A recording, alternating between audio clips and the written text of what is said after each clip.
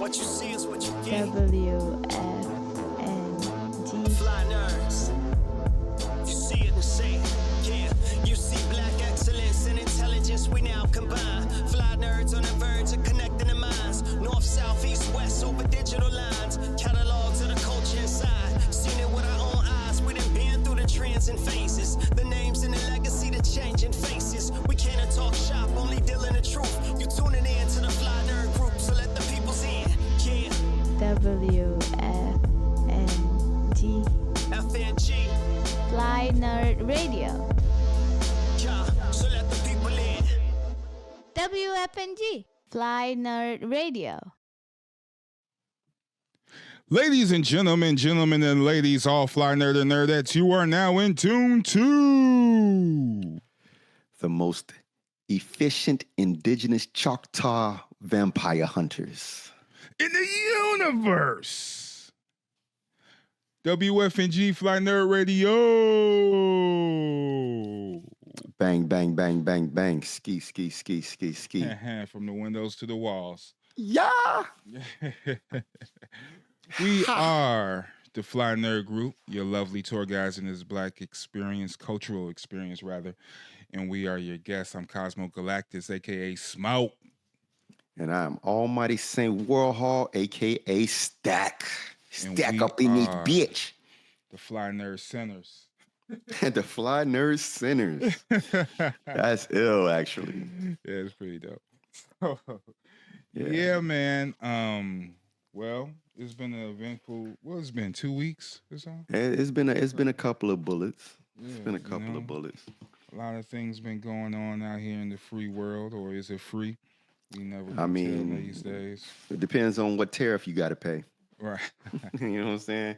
Or not, you know what I'm saying? In the name of China. Pre-orders getting jammed up there, see? Yeah. Mm-hmm. Shout out to all the toy collectors that's actually going through this and experiencing this. Like, for real, a lot of pre-orders get jammed up. A lot of things is getting changed. A lot of, you get those little notifications like, hey, yo, man, we got you on the shipping, but, you might have to pay gotta up them things. Thing. You gotta up that a little bit. Come on. We just going by the laws of the land now. So, it's all a transition, so I always always support your local stores, your local toy stores, your local comic book stores, your local indies, clothing stores, indies, Kicks, whatever, support your local because this is the time to do it, and this is the time to get the community strong as well. So, correct. Always support your own. That's a fact. If you really about that life, this is the time to show and prove. This is the time to not just talk, but to be about it because, shit, who knows what's about to happen tomorrow? Right. Exactly. And it could be great, or it could be terrible, or it could be a balance of it all. It just depends on your point of view. Right. So. But I am a sinner, and I'm probably gonna sin again. Hey, Lord, forgive me. So. Let's get into it. Now, first, we're not going. A lot of you people, man, think y'all know it all, man. Everyone a movie reviewer and shit. You know what I mean? It's like everyone got something to say. But I like the reaction. This is when the community stand up. You know what I mean? And go and check some creativity out, some black creativity. I like it. I like it. And it's well deserved. It's well deserved. We're in a period where for years we said we need to do our own thing. Right. When I say we need to do our own thing, I mean the marginalized imagery in cinematography and filmmaking. Shout out to Ryan Coogler because Ryan Coogler has championed the cause to break down the barriers and the boundaries of colorism. Right. He talked a lot about the fact that throughout his career, he's always being identified from the black director, the black film. Oh, he's the first black, the first black. But in the light of the first black this and the first black that, he actually breaks the barriers for anybody as a director. For his films break every every record, every single one. As it should, So, as it but should. they marginalize him to black. And he's dope, man. I mean, when it comes to creativity, I like him because is no yeah, I ain't playing these games with you. You know what I mean? Like, this is why I shot, this is why I wrote, this is the script. We're gonna shoot that and that's it. You get no watered down anything. Nothing unadulterated, nothing, far from what his normal capacity could do. And he black as hell, man. He is black as hell. If you hear him talk, you got that, hey, you mark ass buster, you roll up right now. It'll be like, hey, hold up. If he directing you on a movie, you might go and listen to this dude because he's straight up West Coast, Yeah. and just hearing him talk, culture is gonna come out somewhere.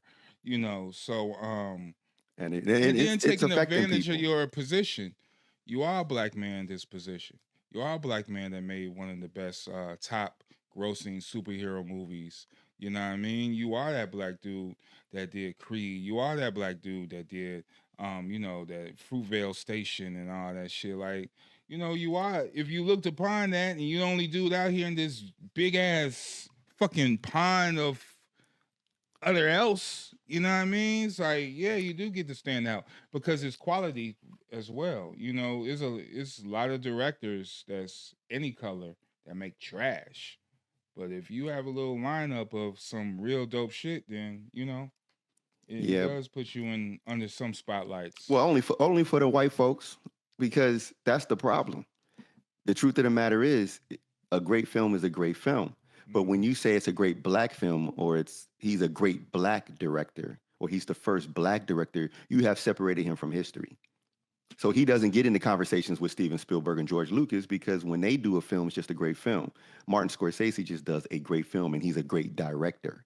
So there's two separate conversations that continue to happen. It's segregation in media because they isolate the black and say, well, this is a black director's movie. So it doesn't go into the conversation with the real directors. And that's that fuckery. I don't agree 100% behind that. I still, because even those, like a Tarantino film, for example, you know what I mean? That's his own thing. Steven Spielberg film, that's his own thing. Lucas Films alone, you know what I mean? They just had a whole celebration last week about his franchise. You kind of know these things. But do they identify him as a Jewish director? He's the first Jewish director? No, not that. See what I'm saying? No, they're not identifying it that way. They put it in a category. I still say it's branding, though. Well, Coogler don't want the branding, so that's the end of that. Coogler don't want it. Too. Coogler don't want to be identified by the black as the nomenclature for his filmmaking, and rightly so, because he should be right in that conversation with the rest of them and not be separated. Because how they tried to downplay the success of the film. The deal? The deal and the success of the film. They downplayed the 60 million. I think it's more now. But at a certain point, the opening was like 60 million around that range, which is pretty dope for an indie horror film. A horror film. An original concept horror film. And okay, so let's get into that. The original concept. Is that a thing? Like, Hollywood is so whack and saturated into making rehashing franchises and all this shit. This dude come out with just a movie he wanted to shoot, and that's an original feature. Like, that's kind of the wordplay is kind of interesting to me. You know what I mean? Because I could compare that movie to some vampire movies, but it's not like totally original. But I don't want to step on it either. I don't want to step. No, on I know it what you're saying. What I mean? I don't want to step on it. I know what you're saying, but I think when we talk about an original film, the context is it's not based on a comic book. Okay. It's not based on a previous intellectual property that existed in TV or movies, another movie. It's a new character. These are new characters. Smoke and Stack, never been in any other stories before. Right. And while technically a vampire movie by definition cannot be an original concept. You know what I'm saying? Like, hey, oh wait. And then you can't really, if you want to talk about movies, the first two acts of a film are strictly a drama that builds up characterization of a different world of gangsters. There's another movie that did this exact setup of gangsterism for the first two acts, and then third act comes into the bar, and then the sudden, then vampires show up there. I mean, that literally is a very specific formula from another film.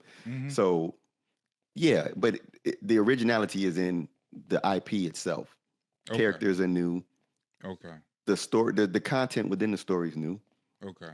And he played on a lot of things that have not been visually done in movies too. So let's get into that. So so a little hate from Variety.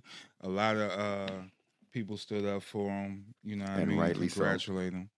You stuff like that. So it's all good. A lot of people, kind of missed the messages and some of the shit too. For sure.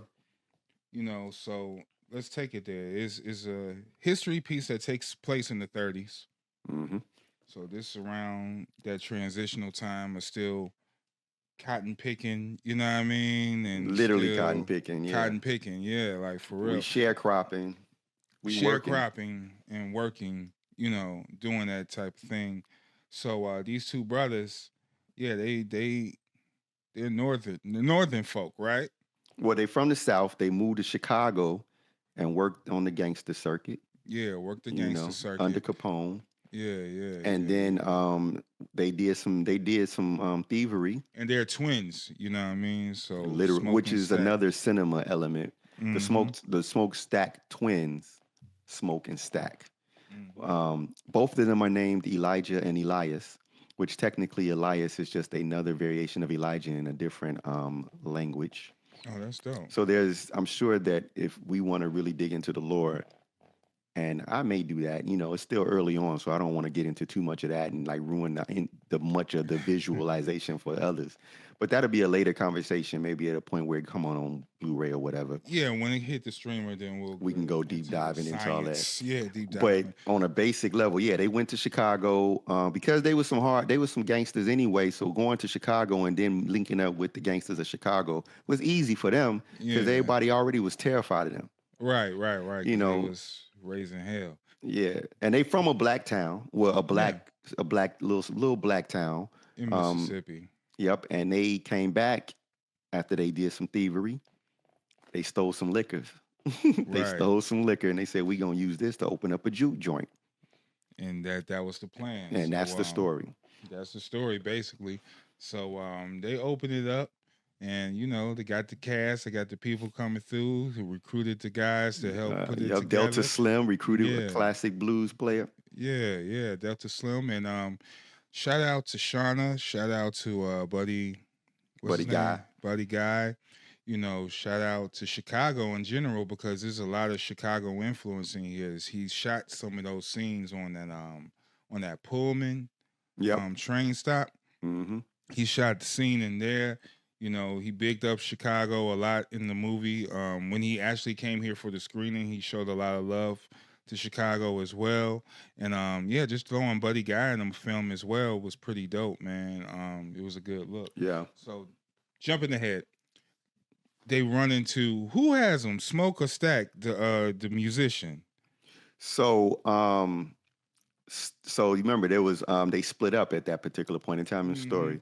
So Smoke dips off to go, politic with his ex. Stack with young boy. What was his name? Damn, I forgot his name. Yeah, so Stack links up. He links up with their cousin, their little young cousin. Right. And then they go into town, and that's where they start making the plans and the zigzag, and they run into Delta and all that. And that's when Stack learns that young cousin can he got a voice. He got a voice box and he could play. Right. Which is a very important scene for the movie. When he was Stack, in the car. Yeah, when Stack realized that he could play and he could sing, and he was like, "Ooh, we gonna make a lot of money." But so they start corralling, like it's basically on some Blues Brothers shit. I'm putting the band back together.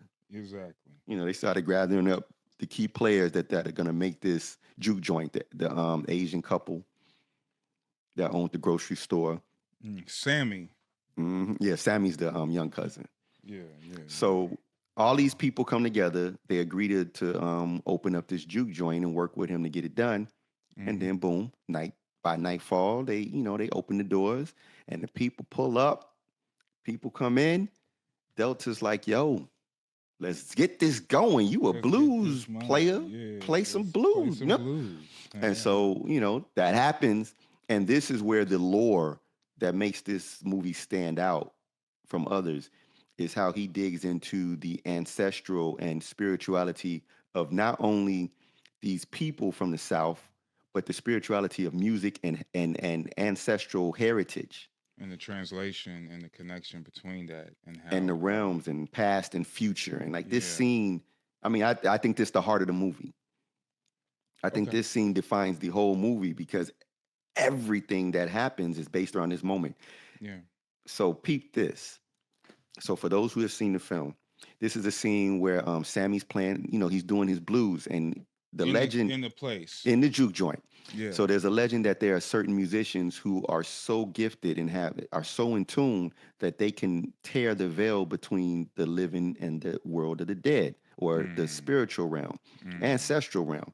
And spirits from the past and future start converging on this moment while he's playing blues. So you're getting musicians from the future, electric guitarists, DJs playing hip hop. You got ancient African drummers. You got ancient Chinese. Ancient Chinese because of the representation of their culture there. So the spirits of all time and space converge on this moment because of the gift of this man's voice and his ability to play music.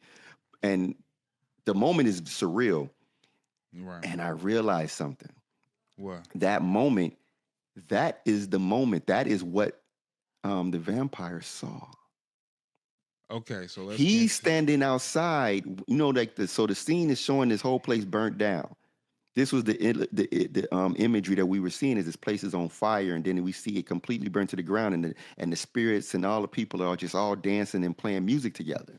He's standing outside smiling. That's the moment where he realized, because remember, he's a vampire. He can see the spirit realm. Yeah, so he clearly, saw that. So what we were seeing in that moment was his through his eyes, his perspective. Yeah, his perspective. And, he wanted that was what drew him there. He said, "You draw." He wanted Sammy because he was Sammy the guy, could do that. He was powerful enough to do this, and he could use Sammy to translate that and bring up a chord. He wanted to bring his ancestors. He wanted to experience the tribalism of the Irish that he lost. Right. So that's Remmick. He was the vampire. So I understand what Ty was saying. They didn't give too much background on him. He did just pop out. Popped up. Yeah, he just popped up, and dude was burning up and shit in the sun. In the sun and shit, and he went to refuge with this couple. Yeah, a little family shack. Well, let's backtrack. He was being chased by the Choctaw vampire hunters. There you go. So I wanted to see more of them. That was my biggest letdown in the movie. I wanted to see the Choctaw. I wanted to see them get down. Like, what were they gonna do, right? Because they were so calm and had him on the run. Yeah, he was on the run for his life, and they was just like, "Yeah, we looking for him." You know what I mean? Yeah. Dude burning up and shit. I would love to see them in action. Part 2, maybe, hopefully. This is the type of story where you don't have to, like, you can do all types of chapters and spinoffs that don't have to like the characters in this movie are no longer as important, except for Stack and his girl. Yeah. Stack and his girl are important characters because we get to see them through the eras if we want to. We saw them revisit Buddy in the 90s. In the 90s, right. Or Sammy in the 90s.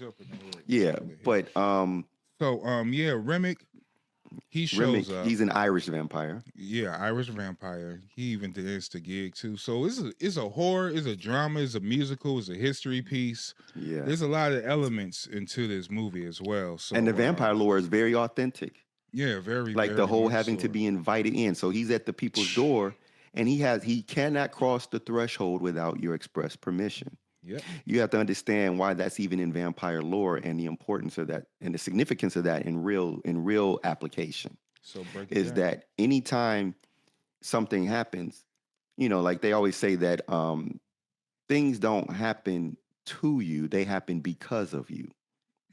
That's the whole message through the entire film. His father, who was played by Saul Williams, which you're talking about Sammy's father, kept telling him, keep dancing with the devil and he might follow you home. Right. You have to invite in the problem. You have to be willing to accept the problem and for the problem to impact and affect you. There you go. And when the devil, so this vampire's at the door and he's like, man, like, can I come in? And they's like, nah, you look a little sus. Right. And he was come on, I need to come in. I'm just a fellow traveler and I enjoy some of that music and good time y'all having. We all need to be together. Threshold. So vampires in his movie have to be invited in, which is your first boundary of safety. But that's the classic vampire way. Even if you go by what was it, Lost Boys, when the main vampire had to be invited to old girl house for the date and all that shit. Yeah. And sometimes, if you invite the vampire in, you don't see the effects of them. You can see their reflection and shit because you invited them in. So now they're incognito form. You know what I mean? So, there's a lot of vampire. And I like this too, because a lot of people, I felt like, disrespected the vampire movies a long time ago. And this is a good story to revamp that type of... I mean, we had a whole series of Twilight. You already know we had Twilight and all that. Yeah, we had a whole series. But I mean, we also had Underworld. But we had Underworld. We had Underworld that broke the Lycans and the vampires. Which was great, which is a great lore. I mean, it was... Very underrated too, man. And shout out to Kevin Grievous, who is a Chicago fellow. Black. Yep, Chicago fellow, man. He's the one with the voice like deep voice. You know what I'm saying? He be playing some characters. Yeah, you do. But so vampire lore in this is very solid. Mm-hmm. These actors in this film, so Smokes estranged wife, because when he left Chicago, he left his wife because they had a child that died. Yeah. Now his wife was very much she was into the hoodoo. She was into the rituals. Hoodoo. Yeah. She was into that. And so shout out to that actress as well. What was it, McComb? I always have a hard time pronouncing. She have a hard name. But I love her, man. I love her. I love her both from the perspective of just her presence on screen and everything is always like from the Loki series. Musaku. Yeah, Musaku.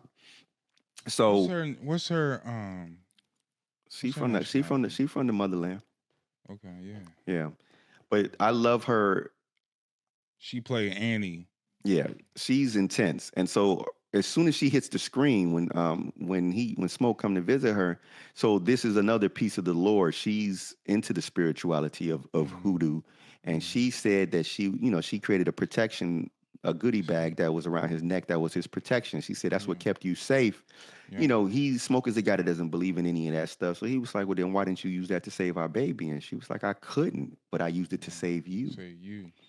And, he's not really buying into it, but he respects it because he loves her. So he was wearing the goodie bag. Yeah. Now, she was the first one, when shit got weird. So we're talking about how vampires can't cross the threshold. Exactly. So one of the things that we have to pay attention in vampire lore, which was very subtle in this movie, was vampires' influence, their telepathy, their psychic ability. Mm-hmm. Mm-hmm. Like they know how to entice you to if they can't come into you, they'll bring you to them. Yeah. So these people are safe in the juke joint because a vampire can't cross the threshold without being invited. Right. They tried to go in. You can't get in. All right. So they was like, nah, this is y'all white folks go down the yard somewhere where y'all at, because it's for us. Right. So they said, we'll just chill outside and we'll walk slowly away. And they was killing it. These characters are killing it. Want to see it? You sure? Yeah, that shit was classic. Yeah. And through that entire moment, he was slowly planting his influence, He's planting the seeds of influence inside of each and every one of them people in there. He was playing on the weaker ones, and he realized immediately that Stack and Shorty was weak. That's why he started talking about, we got money, we got money. We got money, we'll spend He knew it. how to entice, right? That's why they went over there and waited, because he was like, somebody gonna come to the caller for this money. They'll be back. They gonna come for this money. And sure enough, Stack and old girl pulled up. They went to the side and was like, they got money. She was like, I'll go see. Right. So mistake number one. Go see. If the vampire can't go in, you go out. You go out. And so she went out, and they started to draw up. That's it. They drew up, and then she comes back to the door, and then has to be invited in. Yeah. And she comes back in because they know her. She in the party. She kicking it. All right, come on back in. So now the vampires have successfully infiltrated. And what does she do? She go right for Stack. Yep. So now she in there. So the vampires is in the crib. They in the juke joint. In the house. And she pulls Stack to the room, using her sexual energies and her feminine ways. But still hypnotism, you know what I mean? Yes, still, playing on that mental telepathy control, the subtlety of influence. It's not blatant, but it's subtle. Yeah. And so he fell for the okie doke. She bit him. Everybody freaked the fuck out. Smoke come in. Pop, pop, pop.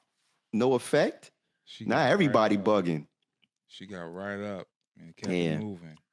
This is when it gets deep, because this is when Annie clicks. Annie starts to activate. Yeah. Oh, this ain't right. Oh, this ain't right. A dead person just got, like, who biting? I just shot up. Yeah. Who's biting? You shot her and she gone like nothing happened. And then he's in the room. They got the door locked, and then he wake up and start knocking, and they talking. It's like, wait, hold the fuck up.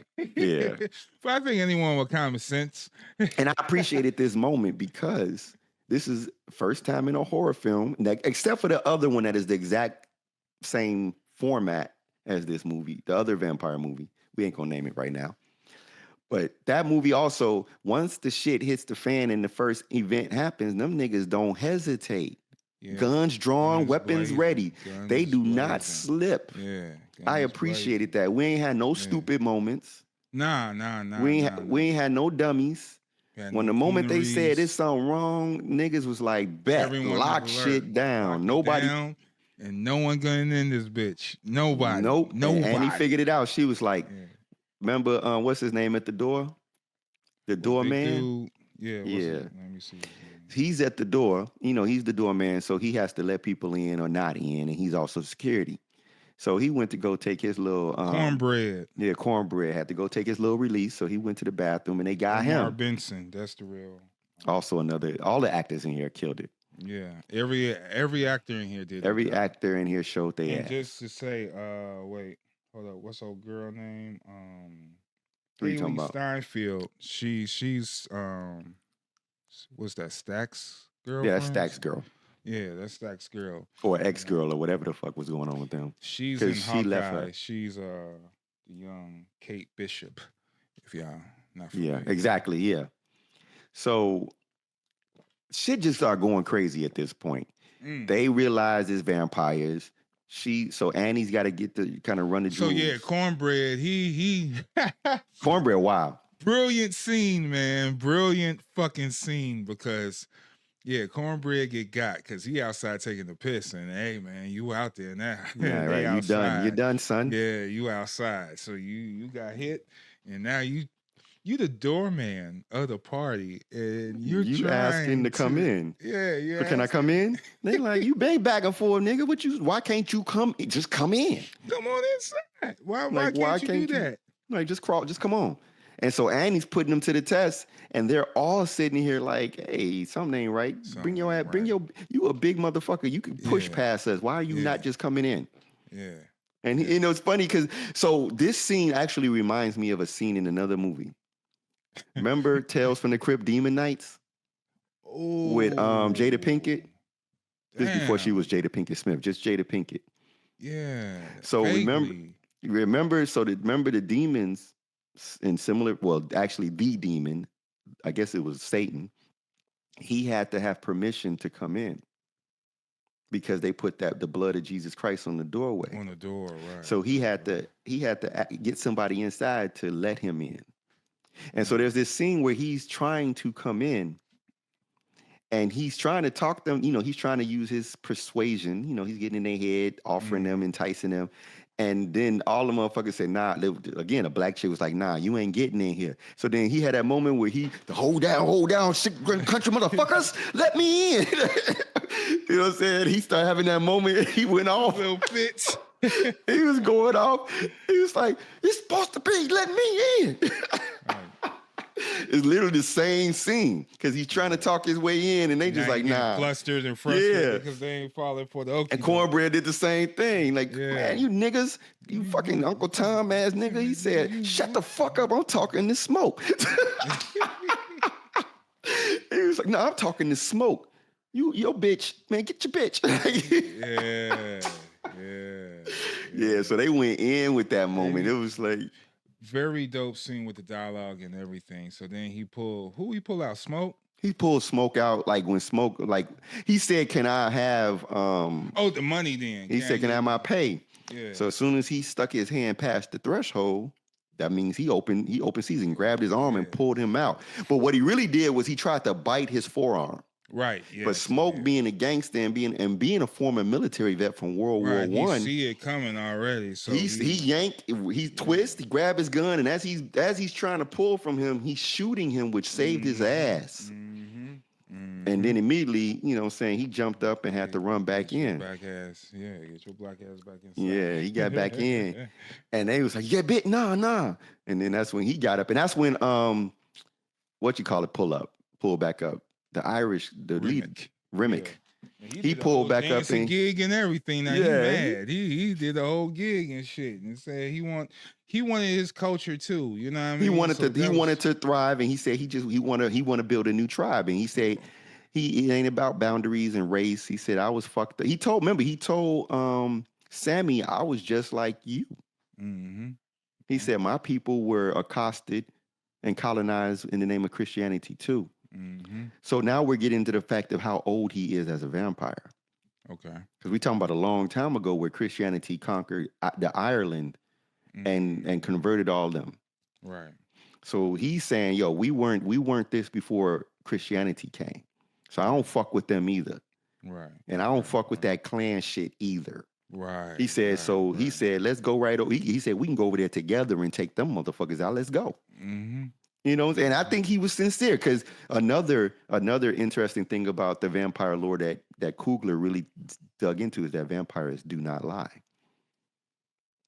Vampires cannot lie. So everything that Remmick and they were saying, they never lied. That's why when they ask questions, they be dancing. They're trying not to say anything because if they can't lie. So they just have to talk around the statement. That's an interesting. That's why Cornbread was doing the shuck and jive and bug dancing. Yeah. Because they would ask him a question and he'd be like, why can't you come in?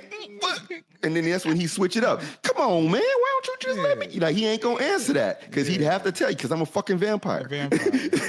So he just kept dancing around that question. And but Remmick being a seasoned, well-established vampire, he's like, look, this life ain't as bad as you think. It don't hurt. You'll live forever. And we can run this shit. It was during that time, it was a real reflection about freedom. Yeah. Ain't no one going to enslave you, dude. Ain't nobody here. Like, ain't nobody coming and fucking with us. Yeah, you want to take down the power? Let's go and take down the power. Because now we actually have the powers in our hands. And on some revolutionary shit. So and that goes back. So I'm gonna take you back to the scene where Remmick first went to the white couple's house when the Choctaw was chasing him. Remember, he was looking into their house when she had the door open and he saw the robes, the clan robes in the back.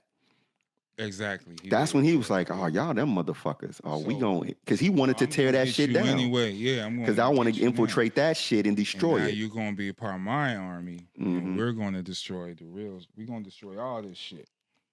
So that was a very enlightening moment. It's a lot of perspectives. You know, even us talking about it, I'm thinking about it. It's like Damn, man. Yeah. He wasn't the villain. Fucking movie. So he was not the villain.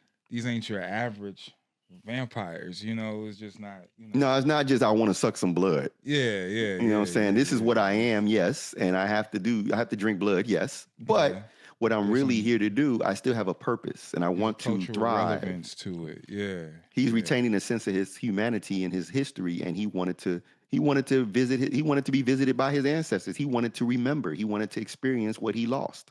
Right. And Sammy's music was, in his mind, the gateway to get there. But of course, towards the end, as it continued on with the battle to get in there, and you know, we don't even got to get into the details of any of that, except the fact that as shit progressed, more and more people die and turn into vampires. And it ends up being down to Sammy. When it comes to the axis, good pacing for the movie, you know. But eventually, yeah, people's going to get killed. Now, there was a stupid character in there I didn't like. That was the Asian lady in there. No, I understood what she was doing. Her name is Lee June. That was her name. Yeah. So what she did was very was outside. So the party after who got inside? What made the party disperse? What made the party disperse was the fact that bit stack.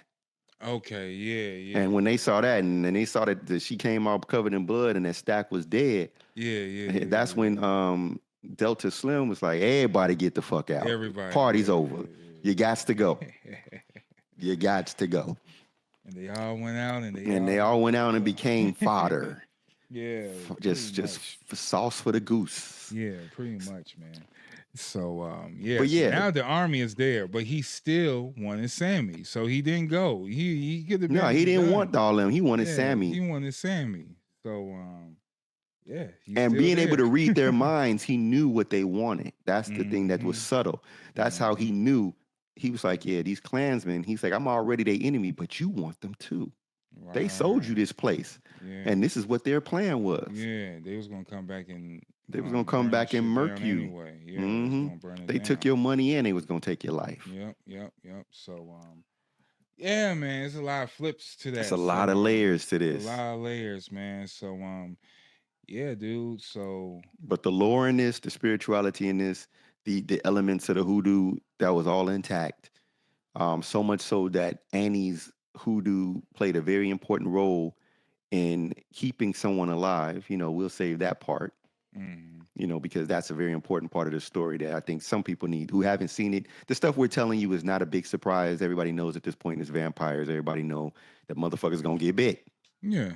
And the way, but seeing it happen and the way it unfolds is different than talking about it. Trust me. This is a very visual and visceral experience. And you have to see it in theaters. It's IMAX quality. It's IMAX ready. That's one of the beauties of it. When it's come to the cinematography, what is her name? Because this is the same director of photography for the Loki series, and she did great work with this filming, with the texture, with everything was shot for IMAX. So they used particular lenses and cameras. To shoot this film, you know, it was film, you know, real film you could touch. Film. You know what I mean? If you go to Facebook group on IG, I got a lot of that stuff in the stories of how they put the IMAX film together, and just the technical aspects of it, because this first black movie shot in IMAX. That's what they're saying. You know what I mean? SMH. Original black movie shot. Yeah. So, yeah, dude. A lot of technical things. The way I'm still trying to get her. Yeah, cinematographer. While you look for that. Autumn Durald. Yep. Autumn Durald, and she shot on the 65 millimeter, 70 millimeter, which is not easy, by the way. Nah, it's heavy. Yeah, it's very cumbersome and very clunky. Yeah, and it takes a lot of work to be able to film, and a lot of equipment to support that. A lot of gurneys and like hoist and like harnesses on you, man. You got to really work to film that way. Really gotta. It's not like a gimbal or something where. Nah, this is heavy like equipment. Suits, yeah. This like armor. Which is also why a lot of people don't do this. A lot of people don't want to film in IMAX.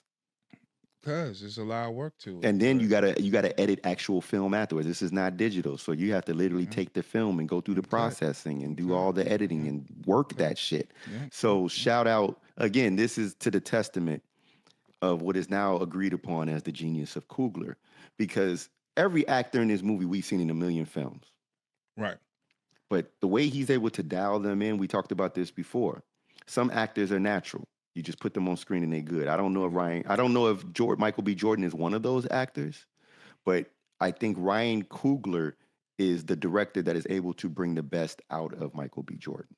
And I have to agree. He brought the best out of, I think, when he deal with ensemble cast. And like I said, he's so, hey man, you hear that twang? Hey yo, man, we gotta do this. We gonna do this set over here, and like, all right, man, what we on?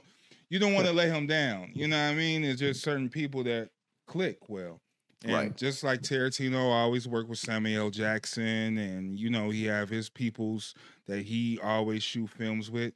Right. We said this before. Directors have their buddies and they're people who they connect with and know who's going to get the job done. Right. I'm not really a big Micheal B Jordon fan, but I think this particular movie really, he stepped it up, because I didn't think about him being Micheal B Jordon. He was playing two characters, and I didn't think they about were him. different. Yeah, they were different, dude. And I didn't even think about him being Micheal B Jordon, and that's acting for me is when I forget who you are. Yeah, as a real person. Yeah. So you're actually playing these roles, and he finally did it. You know what I mean? So I think it's because the heart of the project too. If you read the script, and you really get into it, you really vibe with the director. You really know what's going to go happen with this set, and you deal with the other actors. You vibing with them or know them, and just cool. You have some pretty magical shit happen, bro. You know what I mean? Like, you bring out the best of the best out of everybody. And like I said, this a whole ensemble cast, everyone, even if you like the characters or not, you like them or dislike them because of the acting. Yeah. And that's comes with a great story. I don't know if there was anybody in this that even had could rise to the occasion. I don't think there was a character that could be disliked. No one in this film was that character. Like some movies, they had that character that you supposed to hate, you supposed to not like. The racist motherfuckers. They wasn't really in the film. Well, that's there. See what I'm saying? Like, there was none of that. This was one of them films where everybody, the antagonist, all the characters on both sides of the equation, I was kind of rooting and enjoying Remmick on the screen. They come, Remmick, I wasn't mad. I was enjoying. I appreciated it. Yeah, I wasn't mad at Remmick at all. But yeah, everything was shot dope, man. Good acting. The movie magic of the twins on screen. Yeah. It was seamless. Yeah. The opening shot when he's rolling his cigarette and he's handing it to him, he smokes it, he passes it back and all that. And it's like, knowing that those are both Micheal B Jordon. Yeah. But like, usually you can kind of see that it's a cut. I saw nothing. It was seamless. It was perfect. Every scene with them together was so blended that it was not even any lighting question. It was perfect. I was highly impressed by that.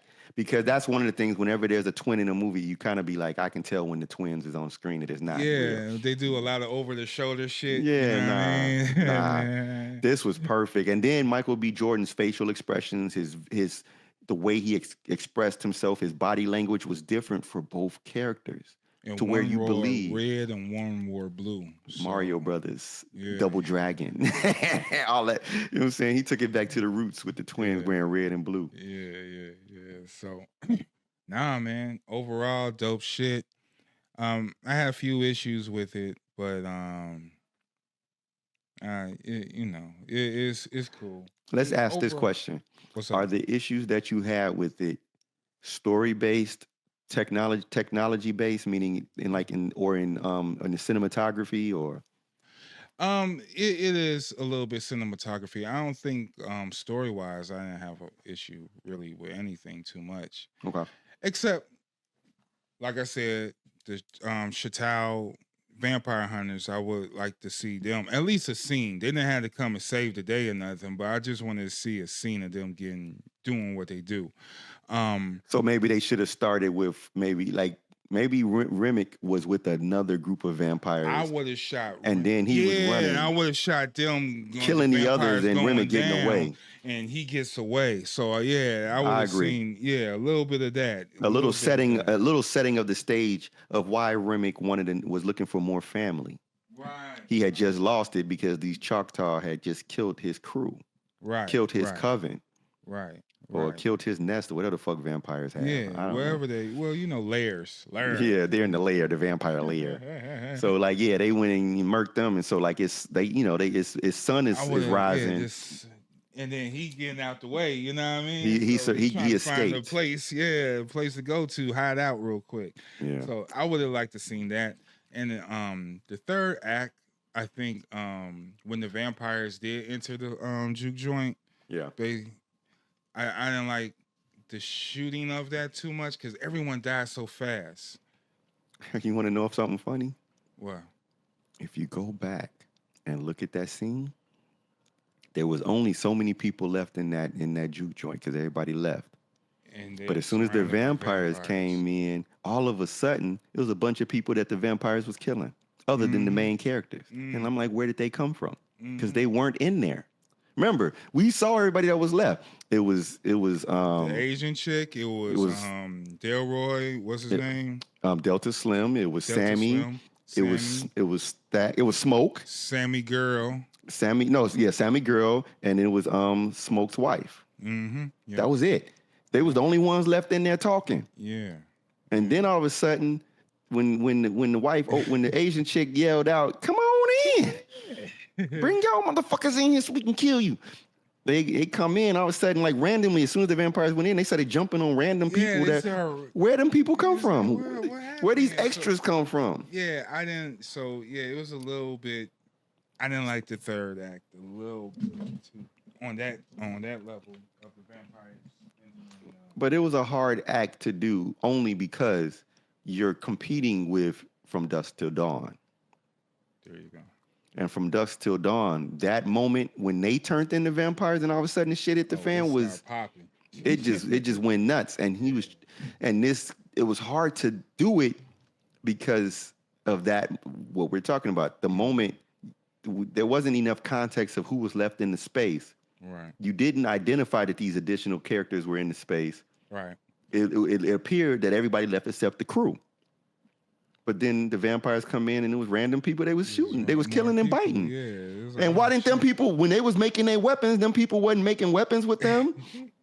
When they was loading the guns, them people wasn't loading the guns with them. So what the fuck was they doing? Yeah, where they come from? Yeah. So, those are those moments where, and this happens in a lot of films, so this is not me just like trying to break down this, but it happens where sometimes people get a little ahead of themselves in these action moments or get a little too much and then they throw shit in there. But one of the rules of filmmaking from a writing and a directing perspective is that if something that should always be foreshadowing to anything that's on screen.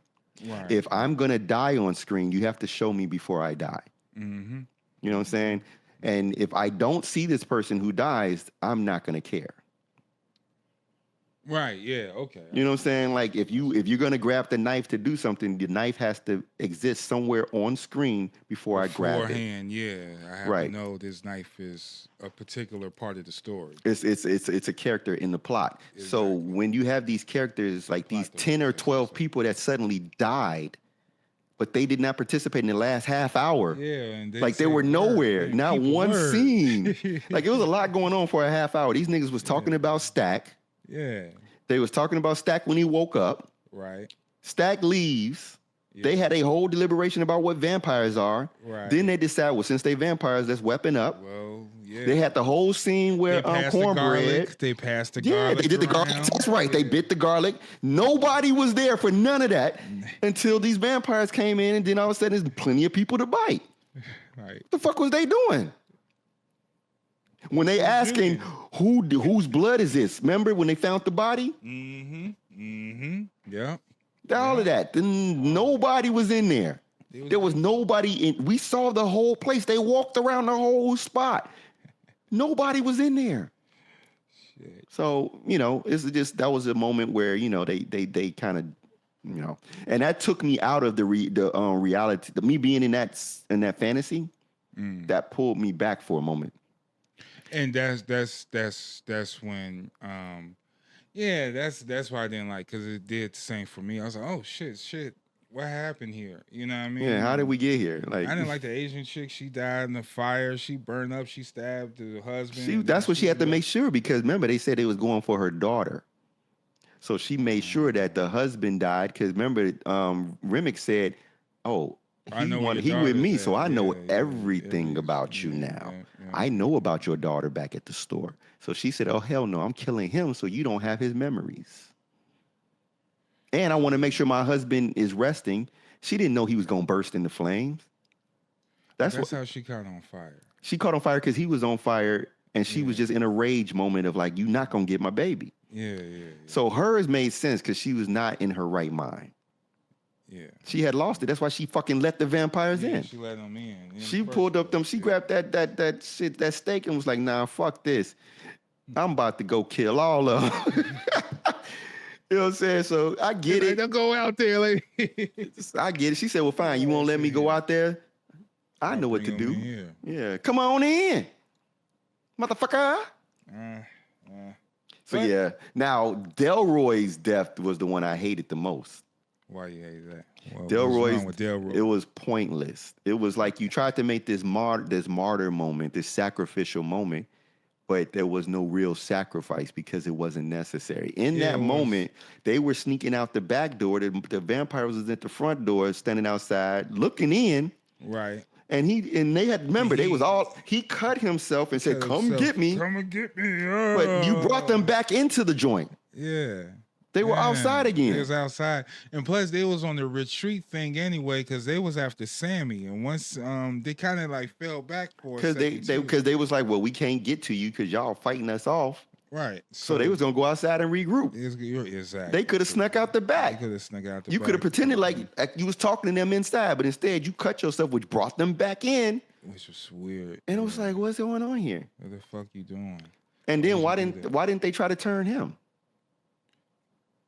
Instead of doing what they did. He's doing too much. Yeah, it was like, you don't want no drunks. Well, no, that's an Irish man. I'm pretty sure. Yeah, he love it. Yeah. Like, don't be mad at no drinker. Like, come on. But yeah, so the movie. Other than that, it had some gaps to it, but overall, not enough. I think to make it bad. To make it bad. And this was a good film. It was a good film. I liked the pacing. Like I said, cinematography. Everything was dope. And I liked the end of it. Watch for the mid-credit scenes and the post-credit scenes if you haven't. And shout out to Buddy Guy. Shout out to Chicago. And shout out to West Coast, the Oakland area. Hey, let's do a quick exercise right quick. What's up? So let's create our spinoff from this movie. So you said you want to see more Choctaw, right? Right. So I have a story idea for us. What's up? Hey, Coogler. Hope you're listening. I want to see the story of the Choctaw hunting down Stack. Ooh. Because he survived. He did. So they're gonna hunt him, and he's gonna be fighting through time with Choctaw vampire hunters chasing him. That's the best of both worlds right there. You get to go through different time periods of him being found and having to fight. So it's almost like, and you can do it from the perspective of like, it's from Stack's point of view, because Stack is a character in this story, and Stack is a character that survives. But it'll be interesting to see him as an action hero. These two vampires, him and his girl, fighting their way through time to get to that point in the present where we saw him. Well, the past. Choctaw coming with the heat though. They coming for him. They got the shits, man. They coming for him. But I would like to see that. Yeah, I like. And they constantly hunting him. That would be an interesting story arc. And so we get to learn about the hunters as well as we get to go into their lore. And they'll tell the real origins of the vampires and how it started and all this shit. And then we can get into his story. Yeah, as a gangster, like what makes him so badass? They was both in the military, then they gangsters, so they killers. So now you got this vampire who knew how to kill and survive. Yeah. A soldier and a gangster. Yeah. You ain't getting him easy. Yeah. So Now, and I didn't like that people keep comparing this to Blade just because it's black. I didn't hear that comparison. Man, and let me we always got to do this, man. We always have to do this, but y'all do this to it. Y'all do this to yourself. All you mugs out here spreading this bullshit story that Coogler wrote this as the Blade movie for Marvel and they turned it down. And so he said, "Well, I'll just do my own movie." Stop spreading that bullshit. For real? People Coogler say ain't, this? yeah, man. Listen, the clickbait on the socials is nonsense. Oh man. These people say some of the craziest bullshit just to get clicks because they don't have no real shit to talk about. So they said that he wrote this as Blade, and Marvel said, "Nah." Yeah, that nobody liked it. This is the movie that Marahasha didn't like and kept saying, "Nah, it ain't good." Yeah. So wait a minute. So who would Right. Blade be? It would be no twins. It would just be Blade. Blade would and be his daughters? Blade in this movie. Cause remember they were saying it's supposed to be a period piece too. It was in the past. We just don't know where in the past. I don't see the connection with that because I think it's interesting. What you call it is Blade. Who? Sammy was supposed to be young Blade. What?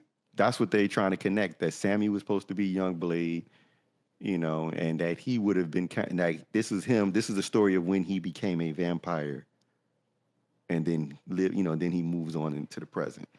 It's bad. That's what I'm saying. It's not rational. It's not logical, and it's totally made up. Like most of the shit that is on the internet, most of the shit that is spread through IG and YouTube and all the other social media posts, it's bullshit. I don't think I would like that as a movie as Blade because we don't need to see that. You know, it's like what we said off camera actually yesterday. Well, the other day. This played on the Monday. The fact that these Blade movies exist already. Right. And you kind of like connect with that shit. I mean, like you said, Deadpool Wolverine, the crowd went crazy when Wesley Snipes walked out in that motherfucking Exactly. scene. Yeah. Like, I was shocked my damn self. I didn't see that coming. You know, I was like, wait a minute, is that real? Like, that's the real Blade? That's really Wesley. That's the only one Blade. Shit. It's only gonna be one Blade. It's only gonna be one Blade. Love that. So Retarded. Man, that shit is funny as hell. He said, "No, I thought you was retarded." Retarded. Retarded. So nah, man. But I heard Marvel's kind of gonna drop the bag on the Blade movie. Like they can't get it. I mean, again, until it happens, I don't trust nothing from the internet. Yeah, at this time, yeah. Like I don't trust nothing. For all we know, what they did was they're because I personally I told you what I think is happening. I think that Deadpool Wolverine movie gave Marvel the juice. Basically, Deadpool and Wolverine did to Marvel what we did in the stew yesterday.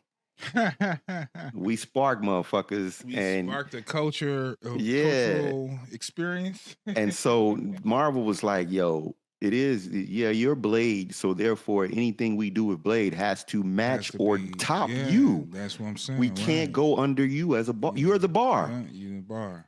And just they like realized Daredevil, they couldn't like really go too below under the Daredevil standards. No, they had to stay there. Otherwise it wouldn't have worked. Yeah. That's the bar. And so you either you match the bar, you raise it. You do not go under it. Yeah. And that's why we got such a great series, including the violence and the blood and the rawness of it, because that was what defined Daredevil. Exactly. So I think the same situation is happening with Blade, is that they were going to try to do their own unique Blade and not try to carry on the legacy of tradition from Wesley. And Deadpool, Ryan Reynolds, shout out to him, being that he was also a part of that trilogy towards the last movie, he has a connection to that too. And so I think that was the moment where Marvel realized, this is Blade. So we have to build from this legacy, and it has to be in this context, and it has to be from this standpoint. Otherwise, we're not going to be successful because people love Wesley too much to allow us. Yeah, to allow some bullshit to go Nah, on. you can't. And just the respect of things, this is the first comic book movie franchise. You know what I mean? That's Correct. really, besides Spider-Man. Nah, Blade was out before Spider-Man. Blade was the one that set the standard for successful comic book movies. There were other comic book movies, but they, flash in the pan, hit or miss. Yeah, right. You know what I'm saying? Nothing really took it there. And then Blade 2 solidified not only is comic book movies possible, but you can be R-rated, you can be violent, you can be bloody, and good as hell. And good, cussing, jokes, everything. You know what I'm saying? So, shout out to the fact that I think that's what's going on, and they're not going to waste their time with anything less than the bar. And that's why it's not happening the way they thought it was going to happen. Not to mention, I don't think there's a place for Blade. We do not need a lot. We don't need a bunch of Blade in the multiverse. Not this time. Nah, we don't need There's that. a place for Blade. There's always room for Jello, motherfucker. Like, you could put Blade. No, I don't want multiversal Blade popping up. I don't want none of that. I want Blade to do Blade shit. Like, do the story we just saw that was a blockbuster for 2024. Right. Into 2025, where you got, just low darkest. Key, there's vampires, there's demons, there's motherfuckers out here that need to be gone too. And low key, he could be running that ring and taking care of vampires on the low, just like how they had Hawkeye as dude, and he was taking out the criminals and all this shit. Like, that's all you need. That's all you need is just a streamlined story of that. I don't see what the issue is when it comes to the writing. I don't know what they're trying to do, but that's basically it, man. And he don't have to be. He a vampire. He ain't out in the open all the time. He's in the shadows, literally underground. He don't be kicking it on, just hanging out. He don't hang out and hell no. So he's resting up with dude.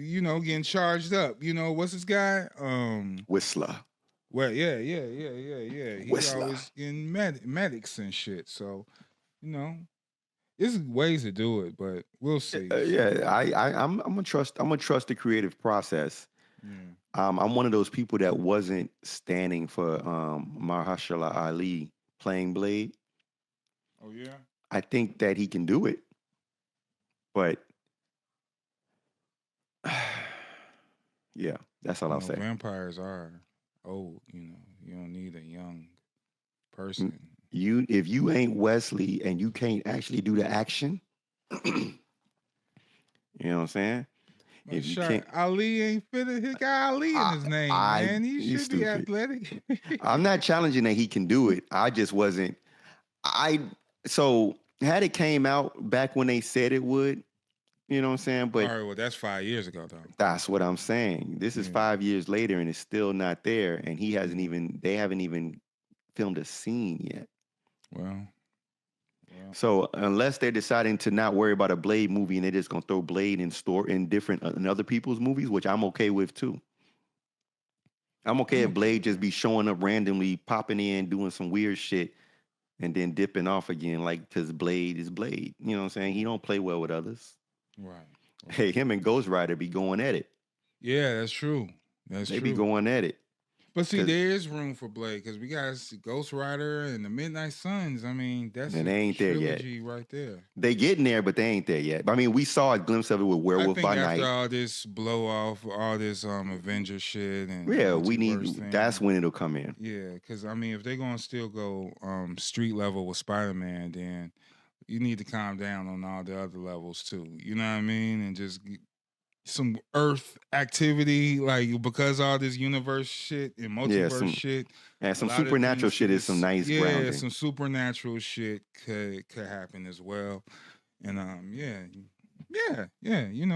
than Wanda in that realm and Doctor Strange, Now put Man-Thing and Werewolf by Night and Emma Bloodstone and throw all them in there. You know what I'm saying? Knight, put them in the right place. Because I still think that Emma was trained by Blade. When Emma left the Coven, and they remember she came back in Werewolf by Night, and they was like, "Well, where you been?" She was like, "Oh, I've been training. I'm still out here doing my thing." She been hunting with somebody. I think she was with Blade. And Blade, and if y'all know Blade, he actually trained Miles at a certain point. Yep. I like when they have training with other characters. You know what I mean? Yeah. And Blade, just hanging out with Blade, he gonna teach you how to hunt. Yeah. that's what he do. Yeah, Blade is a good character. That's what I say. But he could be that secondary character that just be in the movie, but not the main character. Just like he was in Deadpool Wolverine. Just have him come in, do some action, and when you finally ready for a movie, make it worth it because it has to be some high stakes. Don't make him just hunting a regular vampire. That's boring. Like I don't want to just see that. I want to see Blade dealing with some. Like, the vampire gods pulling up like they did in this Marvel series. And Blood Hunt. Yeah, Give me a story of that level. Yeah, that'll have to be that. That's pretty dark to film, but yeah, for Disney. Nah, at this point, after watching that just Daredevil, I'm open. I'm open for it. Now the truth of the matter is that I think the film side is still a little different but they're now coming to terms with the fact that Deadpool and Wolverine pulled the numbers. Right. So they know that they can do violence and blood and graphic in a film, and people will pull up. So Deadpool and Wolverine has shifted. Hey, he was right. Marvel Jesus. Yeah. Yeah. The hierarchy of power in the Marvel universe is about to change. So I think that movie has shifted their goals, and they now are coming to terms with, they can do the R-rated Blade and make it violent and action-based. They can do Moon Knight R-rated film and go in. They can do Ghost Rider and make him just straight, hunting down, rapists and fucking bloodsuckers, whatevers. That's like dope. You can really go in. That's dope. You can really go in with these films and people will see them because, That's dope. And Amazon has let us know you mix these characters with some good violence and drama. You get good results. Yep. And that's all we asked for. This both is The Boys and Invincible. Yep. It's proof. And I mean, Kick-Ass was, unfortunately, see, there was that whole series, that time period. They did Kick-Ass, they did Wanted. Mm-hmm. You know what I'm saying? And these were comic book movies that were ultra violent and ultra graphic. And then they tried to make them goofy for the purposes of filmmaking instead of just staying true to the roots. Right. I think Wanted had great potential, but they simplified the story. Yeah, they did. And took away the violence. Yep. So I wasn't too much of a fan of that, but it was cool to watch. So, yeah, moving forward, man. A lot of other stuff happened besides the Marvel talk, man. Shit, where we at? Last of Us season 2 started. Yeah, I've heard about the fact that it's carrying the hate over from the Last of Us 2 video game, and the shit that's popping off and the things that are going down are very, very, very fucked up. There is so much so, but if you know this video game. Yeah, there was it's separated. It turns into something else. To storytelling, when the story pivots to a different story that you're really not into. Yeah. It can, because there's a lot of things, right? You play this Joel, you doing this heroic shit. You think you're doing heroic shit, you know what I mean? And you playing the video game. So yes, it's violence. It's going to happen. I'm going to kill humans as much as I'm going to kill zombies because it's territorial.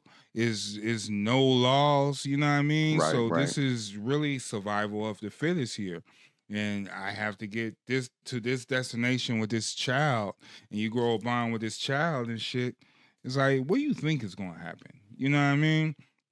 When you get to part 2 and you kill off your hero, and then you continuing this story of the killer, that's not too poetic to me. You know what I mean? Like, you make me feel, especially when you do like certain like bashing, demasculation, making you feel bad about being heroic. You know what I mean? Just really just downing and making you feel yourself. It's like playing GTA in front of a preacher or some shit. You know what I mean? It's like playing that, and he just make you feel bad. Like, you really picked up that prostitute, and oh my! Full circle, right back to sinners. Yeah, right back to sinners. Exactly. It's preacher's like watching son. Sinners in front of Saul Williams and shit. So Stupid. so shout out to him too, man. He dope. But, Oh yeah, he pulled the preacher out of that role. He can act. Yeah, he got. I mean, he's a true creative because he Yeah. can do anything that he touches. Yeah. And I appreciate that. I've always been shout down out for to him. So yeah, they did the scene of killing Joel in Last of Us 2, and a lot of the viewers, because a lot of people haven't played the game. A lot of So people, they didn't know, yeah. Yeah, they didn't know. So part 1 is a banging ass story. Is a very captivating story. And I was just like, all right, just wait to part 2. My homegirl she was excited. Like, yeah.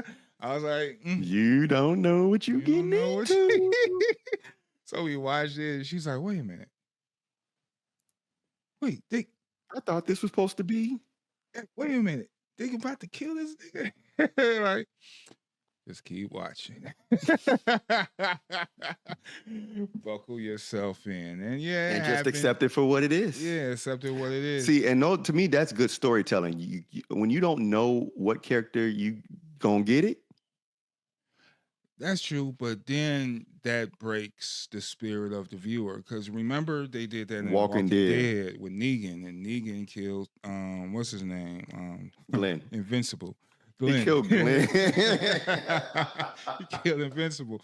Shit. Hell no. So a lot of viewers tuned off. Like, yeah, that was too hard. That was too much. Was too tough, and they totally. I never seen nothing backfire on something like that before. Besides, like, killing Optimus Prime. You know what I mean? Yeah, like, yeah. That kind of fucked me up. And especially when you trading him for Rodimus, it's like, yeah, it's not a good trade. Nah, that wasn't fair. And that's how people feel about The Last of Us. It's not a good trade. You know what I mean? How they killed him and where they gonna move forward with. It's like, well, what I'm watching it for. You know what I mean? I don't want. Like, who am I following and it's now? Pedro Pascal. It's like, damn, y'all killed Pedro Pascal. Good riddance. I'm tired of seeing. Hey, did you hear that where for the Fantastic Four trailer, they did the overdub of like when Silver Surfer shows up, and it was like she said Galactus is coming because he's tired of seeing Pedro Pascal and everything. All these movies. So he coming to shut that shit down. Join Death Row. I'm tired of seeing Pedro Pascal in all your comic book movies, because guess what? Mandalorian and Grogu is coming out next year. Damn. Yeah. Hey, did you see the clip? Yeah. That shit's hard. That shit's hard. I was like, oh, this what we doing? Yeah, Star Wars stepping it up. So then we getting Fantastic Four this year, July. He in that, so Sheesh. it ain't gonna stop with this guy. And Avengers the following year. and Secret Invasion and all this shit. So yeah, he's getting paid. That motherfucker getting paid. So, crazy. Shout out to Pascal, man, franchise leader. Yeah, franchise player, right? He's the new crossover. He's the new crossover. He's in everything. Like, damn, bro. Yeah, man. So Last of Us. You want to check it out? Go ahead, check it out. Good luck to you on that. Just be prepared for the pain. Yeah, that's all. How you feel about these broads in space, man? You know what I mean? You said broads in space. That sounds like some straight B movie. Porn. It is. That's what it looked like, man. You got this lineup. I mean, I'm indifferent to it all. It doesn't affect me either way. But what's interesting is that they're trying to normalize space travel for people. That's what this is about. This is marketing to normalize space travel. Yeah. And they're bringing your favorite person and putting them in a spacecraft and saying, oh, look, you too can go to space. They're not my favorite peeps. But not you personally. But you secretly covered them. Well, a lot of people say it's classism. A lot of people will not be able to afford. At first. I mean, every technology started that way. Every technology starts super expensive and only the elite. Like Zoom into Mars, like Total Recall. We talked about this before. Yeah, it's coming. Yeah. It's coming, and you're going to go there with your favorite support robot. You know what I'm saying? Your support robot going to be right there at your side, rolling with your luggage through the airport and all that shit. We there. I'm glad you see that, man. I can't wait till you get yours. Goddamn robots, John. Shit. It's still the problem. It's still a problem because, like I told you before, I don't fear the robot itself. I don't fear artificial intelligence itself. I fear the programmers of artificial intelligence and the mind that they have that they will then infuse into the programming of the artificial intelligence. So violence begets violence. Right. If the AI goes into a violent state, it won't be because the AI just deems that violence is okay. It's going to be because violence has been programmed into it through society. Just like the rest of us. Yep. Yeah. You know what I'm saying? Like, it is what it is. Like, you know, and shout out to that newscaster who called society on its bullshit. There's nothing we can do about these school shootings because it's always a white kid. There's no solution, you know. And the truth of the matter is, whatever is causing that can also filter into the programming of AI. Okay. You know, and because you're programming a series of if-then scenarios.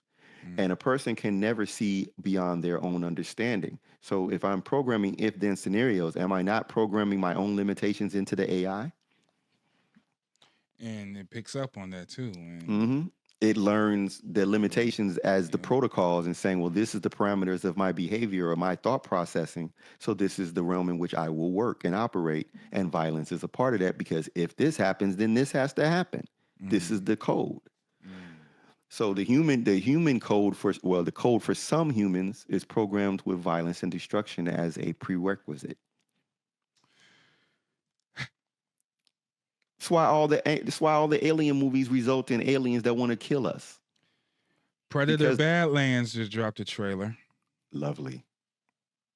Speaking of aliens, lovely.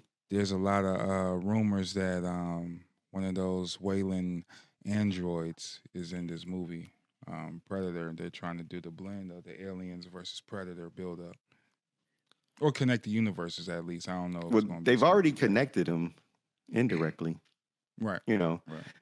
And I don't necessarily really ever need to see another Alien versus Predator film. I don't care anymore.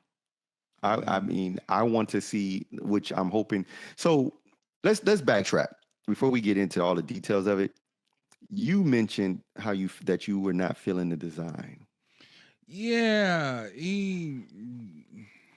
now, granted, there's a lot of versions of Predators. There's a lot of species of Predators. I do understand that. I did read the comic books as well. I have Predator figures. Shout out to NECA because they actually have a whole dope line of certain Predators and stuff. If you want this version of the Predator, you know what I mean? You get it. It's different weaponry, different armor, different times, you know. So don't get me wrong. I'm well known about Predator, motherfucker. You know what I mean? Franchise for 20 years plus. Good movies or bad movies, it still have lore. I don't like the design for this one. I don't like the design. It's a little bit too slim in my opinion. I think the face is too slim. It's nothing that's like those dreads, you know, when they draping and you see the creature is a full face to me. This looked more like shrimp. It's supposed to be. So why is that? Why is that's the context of this story? Okay. This is a runt. This is a young runt who's unworthy for the hunt. Okay. And he's trying to prove himself. That's the story. Okay. All right. Well, that's different. That's the motivation. I got it in context, and that's you. This is not a redesign of Predators. This is a Predator remember, Predators he didn't get are his stripes yet.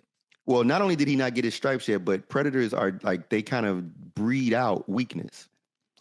But he was born weak. He's compared to other Predators. He's smaller. He's a lot younger. So he was outcast as you ain't worth it. You ain't shit. You ain't a hunter.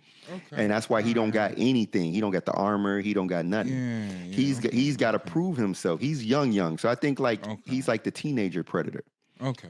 And then, you know, they get bigger and tougher and more defined as they get older. But he's already the weakling of that. Runt, like you said. He's the runt. So I think that's the story arc. And that's why they're saying he's the protagonist and the hero of the story. We're rooting for him as the underdog who is he gonna become a successful predator or is he gonna fail? Okay. You know, and he's got all the everything against him. When you're not accepted by your warrior hunter race, what do you do? What can you do to prove worthy? They're not going to accept you doing the regular shit. You got to work twice as hard for half as much. So what is he going to hunt? What is he going to do to prove himself worthy? And how will he overcome it, being that he's not the same as the rest of them? So you create this scenario where now it's, oh shit, this is interesting. A predator who's stripped of all of the things that make a predator, still trying to be a predator. Right. And got to earn nature. Yeah. It's in your nature. So he's got to earn his stripes. And I was looking at that like, this could be interesting. Like, it's a nice twist. And we saw that the normal looking predators are in the movie. The big buff armored motherfuckers, they're in there. And you saw how he looked compared to them. Yeah. Or the other theory that is going around is that he's a hybrid. Hybrid of what? Human.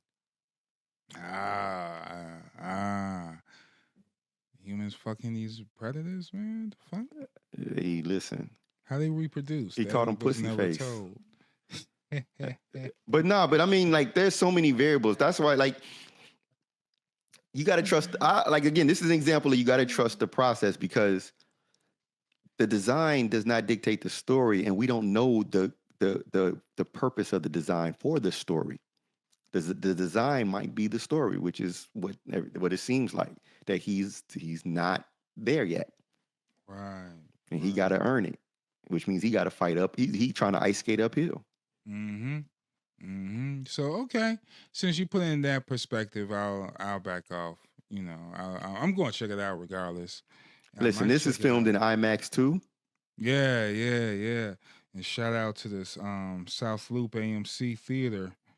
Back in business, man. God damn. And it's AMC, so I get to use my whole program, so I can see any movie I want whenever I want. Any movie you want, man. Go and watch Sinners again if it's still out there. Watch this Badlands. No, that's gonna be out there. I think Sinners gonna be out there through spring. Yeah, so this deal he did for Sinners, he get money off the top.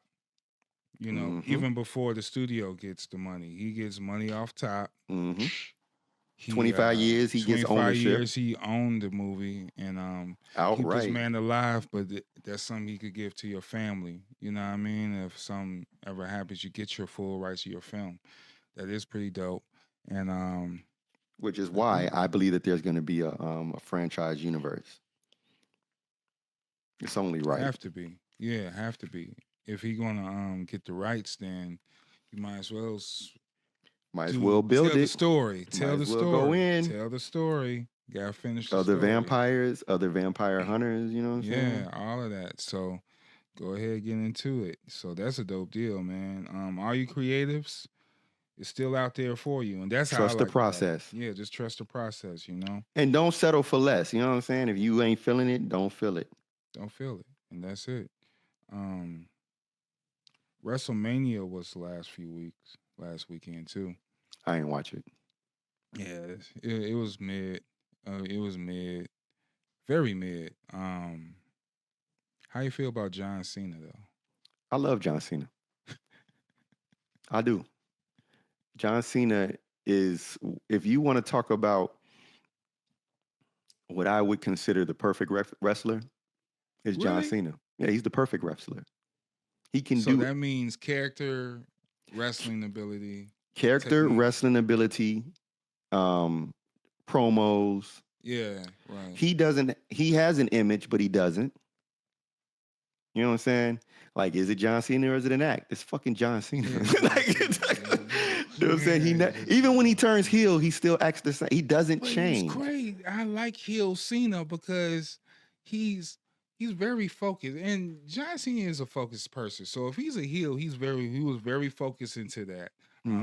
I hated the fact that he kept going over. So there was a time where I hated John Cena on purpose. Every time he come back as face, he'll win the championship and shit. It'll be over and over and over again, and I hated that shit. So it was points. But now heel Cena, he kind of reversed the reflection of how the fans felt about him and threw it back at the people. Yeah. And I think that's pretty dope because he said, now I'm going to ruin wrestling. I got the championship and fuck all y'all. And even to a point where he did this interview and he was talking about, he losing his hair. So he actually getting hair transplants. And he actually said, Elimination Chamber, I'm trying to focus on winning, and the only thing I keep hearing is the people talking about my ball spot. He was like, hey, man, that shit is not cool. It's like that shit. See what I'm saying? John Cena is John Cena. It don't matter. That's my point. He's a perfect wrestler. He is the industry. Yeah. There are very few people. CM Punk is another one. Yep. CM Punk don't change. It don't matter if you think he a heel. Like you don't even know what he is. It don't matter because they're gonna do what they do. Yeah. They don't change. Like it's interesting to watch characters like Rock. Rock is clearly an actor. He's an actor. And you know he's acting. Yeah, he's acting his ass off. That final boss shit is hilarious. People got mad because he didn't show up in WrestleMania. I'm glad. Glad he didn't have to, man. You don't need him over. Like, don't do that shit that Triple H used to do. Like, nah. And just show up all and the then time. All of a sudden you taking over all the highlights and shit. Nah, we good. But Cena earns it. He deserves it. And I believe that he's one of the strongest people in the ring. Okay. I believe that he literally might be one of the strongest. Like, you put him up against the Brawns, the everybody. He used to lift up Big Show. Yeah. Regularly. Yeah, that's like on some Hulk Hogan, Andre the Giant shit. Right. I think Monday Night Raw, not even pay-per-view. Right. You know what I'm saying? Just casually. He just used to do shit. And so when you think about a guy and then his athleticism and the fact that he went to acting and he's still able to get back in the ring and entertain. Yeah, entertain, yeah. Like it's not like he's good. Like I'm good with John Cena. They can do whatever they want. I mean, the Fruity Pebbles era was hilarious. Like John Cena has eras of hilarity. You know what I'm saying? Like, how do you come back from that? He did. And you had a whole era of getting roasted by The Rock. And you survived. And this rocking the prime Rock. Like, this is prime Rock. This is Rock Diesel. Yeah. And Cena wrote that shit and survived it. And he wrote it by playing into the lameness. You know what I'm saying? He embraced it. He said, I'm Fruity Pebbles. And you grew up liking Fruity Pebbles, nigga. Like, you know what I'm saying? He's just real. Yeah. It's like that artist that you know who they are. Like he's the red man of fucking wrestling. Oh, wrestling. Okay. He's the red man of wrestling. All right. What you see is what you get. What you see is what you get. No switch ups. Ain't no switch ups. Like he does not deviate. He's always that same dude. Fuck it. Niggas will boo him and he'll crack up laughing. He'll laughing and then throw it back in your face later. It's like, yeah, remember you booed me? Yeah. Yeah, remember he used to sit in the ring with that smirk while people was booing him? Cena sucks. You know, like he would sit there and he just wait. Just like, y'all finished? Right. He's like, so now, back to what I was saying. You know, he don't care. He didn't have to do all the drama. Shut your mouth. He didn't do none of that. He'll just play into it. Like but if in the ring, if you cross him, then he switch. He'll switch, and then everybody thought he was more of a brawler, or just when he put the ST. No, he can get STFU. Yeah, STFU.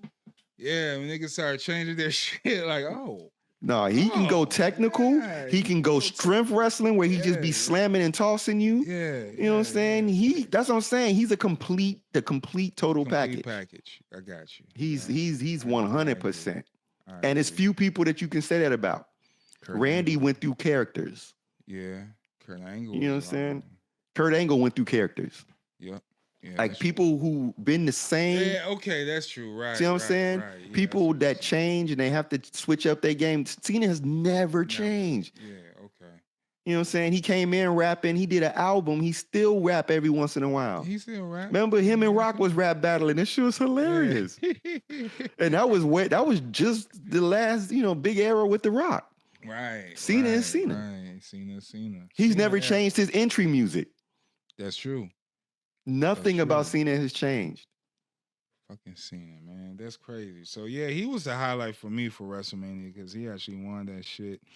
And it's just a hilarious story. John Cena is just so fucking hilarious to me. It's like, oh, he came back and won. All right. And we about to see him as Peacemaker. And we about to see him as Peacemaker. And Lord, tell me, all this stuff happening with DC, man. You know, they had the Lobo leak out. They had Supergirl. That was intentional. Yeah, that was all this intentional. Yeah, Lobo, that leak was well on. Like, they knew what they was. The angle was so like, nah, you wanted niggas to see this. You want people to see this. Yep, there he is. That's him. Because he knew if he get Lobo right, like I was telling you, if you get Lobo right, the rest of the universe is easy. That's it. That's it. The rest of it, and you know the Green Lantern's gonna be right. He's got the perfect characters. Yeah, that's their Wolverine right there. So you know, you get the good Wolverine, you solid. Everything, because now everything gonna evolve around him. You can even throw him in the next Superman. You can throw him in everything. Yeah, everything, and makes sense because Lobo. He could pull up randomly in the Green Lantern story. Yeah, he pull up anytime he feel like it on his bike. Man, you hear that music? Oh shit, here comes Lobo. You know, like I mean, literally, I'm visualizing him. The lantern show up on a particular planet, go into a bar, and he in the bar already. He in the bar, yeah. And they're like, "What are you doing?" No, they like, "What are you doing here?" He was like, "Probably the same reason you doing here." You doing here? What are you doing here? Right. You pointing, and you know the point. Exactly. Like that's what I'm saying. It's like, what you doing here? Anywhere, anywhere, anytime. Hey, is that Kal-El guy with you? Yeah, where he at? Huh? Like that's who I want to see. Yeah, the strongest dude. Y'all weaklings. Yeah, it's gonna be interesting. So I can't wait to see what the DC universe gonna cook. And just everything that's coming in line, man. For real, there's a lot of shit, you know. And for those who don't really understand, the Superman is not DC universe. Superman is a DC universe character, but the vibe and the imagery of Superman is not going to define everything that they do. And that's where people got break. Because yes, this is a universe building. So Superman is in this universe, but it's not It's not his universe, right? So he's not going to dictate everything. Yeah, and he never have. He did in his last one. Well, in the last movies, I mean, comic book wise, comic book. He's a character. Yeah, he's a character that's in there. Batman have an idea. We're going with Batman. Wonder Woman got something going on. What's going on with that? Flash, we need you to infiltrate and go and check this out, investigate and do all this. All right, I'm on it. You know what I mean? And we talked about Plastic Man. Yeah, Plastic Man, man. Like, yeah. So these are, man, Plastic Man on screen just going buck. Going crazy. I ain't ready for that. They missed the opportunity was missed for Jim Carrey to be Plastic Man. That's true. That should have been happened, but it didn't. You know. Damn. So who will play Plastic Man? I would have liked either Jim Carrey or Johnny Knoxville. Yep. Either one of them could have played. Either one of them. Yeah. That would have been hilarious. That's crazy. Damn. Oh well. We'll figure it out now. We got to find a new person, but I'm sure they could figure it out. It's got to be somebody who's got great comedic timing, and it's hilarious, but also it's just that face. It's got to have the face. The face is really the face, man. Who got to look for it? Who got them expressions? Be making them crazy ass faces at people. I guess maybe what's his name off The Boys? Who was in that movie you saw? Oh, Huey. Yeah, Huey. Yeah. Yeah, he could. Yeah, he could be. He could be. He could be. But I need him to be a little bit more. Yeah, I mean he's an actor, so hopefully he's not getting typecast as the little wimpy guy, lame wimpy guy. But that's what it look like to me. that ain't Plastic Man. I'm sorry. Well, that's not Plastic Man. That's what I'm saying. Right. Plastic Man is very confident. Yeah. And he has no fucks given. Walk in, walk out. Oh, that's a Justice League meeting? Oh, I'll see y'all later. I'll see y'all but later. You're a part of the Justice League. I don't want to hang with y'all. I don't want to Let me know when it's something to do. Yeah. He's like, Batman's going to give a speech. Superman's going to disagree. Batman's going to grunt.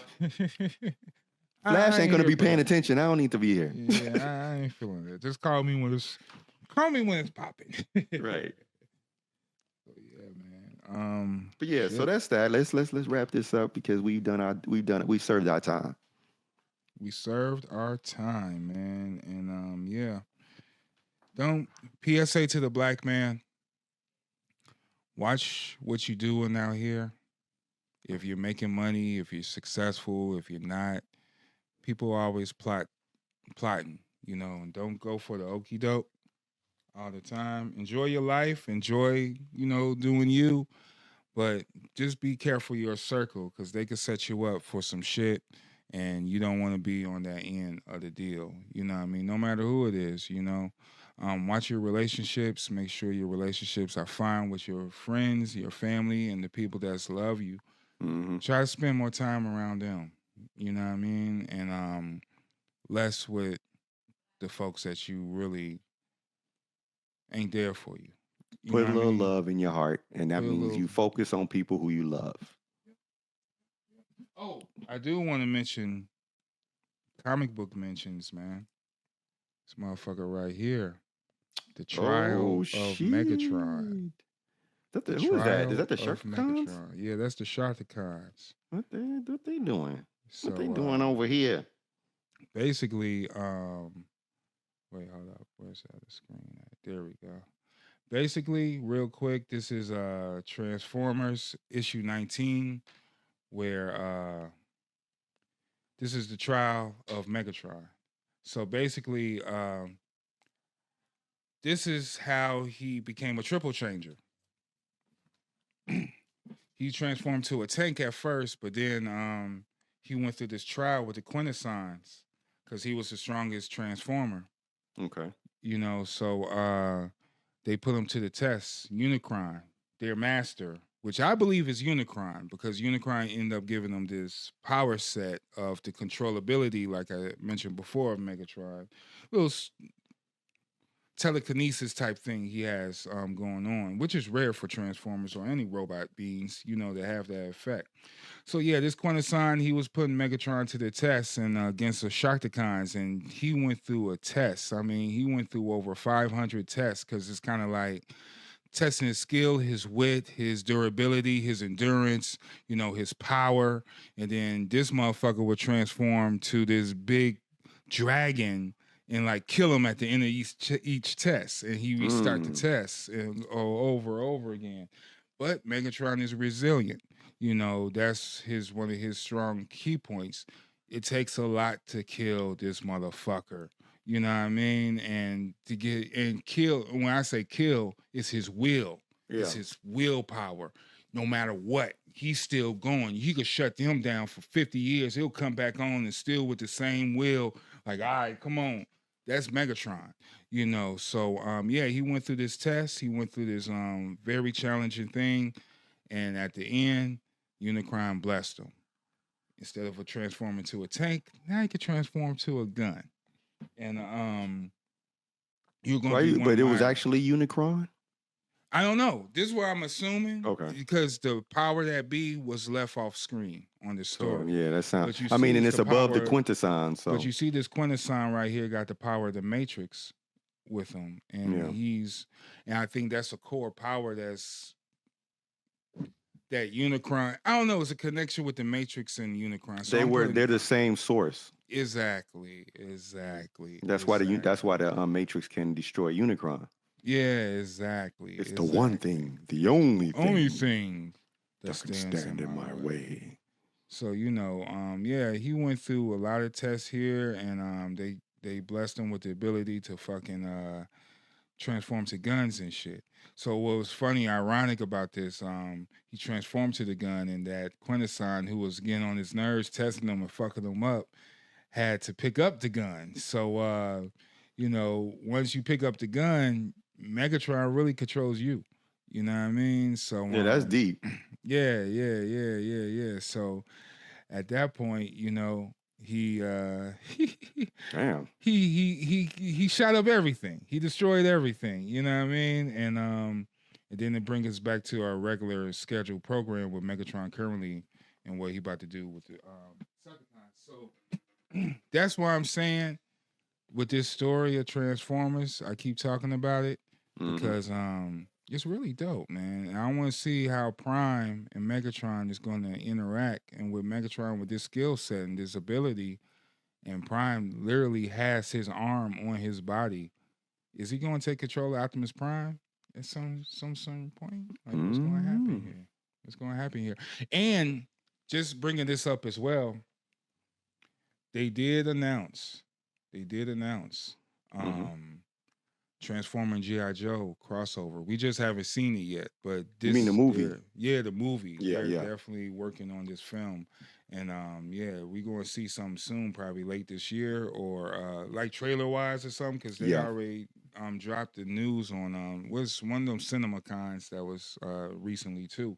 So they are cooking for this G.I. Joe Transformer crossover. So that's why I'm paying attention to these comics, because they might adapt and go straight to these books.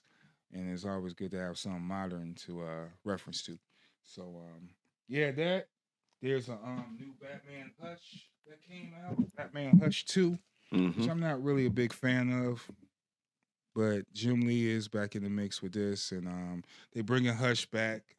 They got the Joker, and this time he got the Joker tied up, you know what I mean, and used him as a catalyst for Batman to get into. So just first issue is pretty simple story setting. Absolute Batman. Shout out to Scrubs. Yeah. Was building with him and talking about the Absolute Universe for a short minute. And it's getting kind of interesting, man. They introduced the Ice Mr. Freeze in a different way, man. You know what I mean? And it's really interesting. I like it because, see, now, like I said, Batman was friends with all the villains. Bruce Wayne was. They didn't know he was Batman. So now they found out he's Batman, and they all getting kind of pissed off at Bruce. It's like, hey, man, so you kind of using us. You was training with him. You was using him for intelligence. You was using so-and-so for this and so-and-so for that. And you didn't tell us at all you was doing this just for Batman's sake. So it's kind of coming to a head a little bit. You know what I mean? And Bruce Wayne like, well, you know. Hey, man, I got to do what I got to do.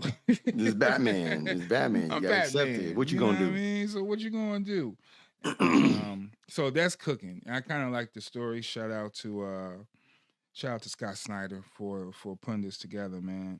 So, and another book I've been reading, actually Yoda put me on this book, is Daredevil Cold Day in Hell. That's new? Yeah, it's new. It's a new story. That's a brand new one. Yeah, a little mini story.